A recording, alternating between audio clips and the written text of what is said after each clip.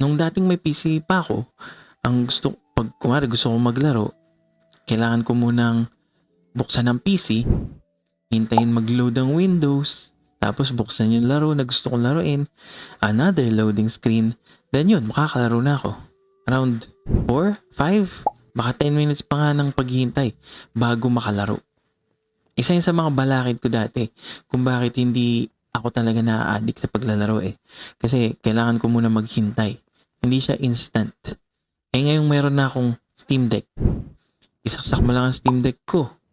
Pwede din naman nasa battery. Tapos buksan ko lang yung Steam Deck. Ayun na, naglalaro na ako. Within 1 minute, sobrang bilis. Sobrang instantaneous at sobrang convenient maglaro sa Steam Deck. Diba? Kaya mas mataas din ang possibility na ma-addict ako.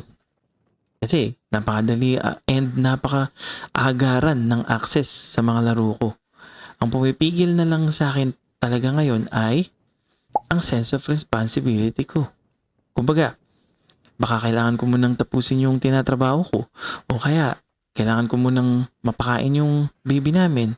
Kailangan ko munang mag-vacuum ng bahay. Kailangan ko munang maghugas ng plato. Yan ang mga pader na kailangan ko munang gibain bago ako makalaan ng oras talaga sa paglalaro. Responsibilidad.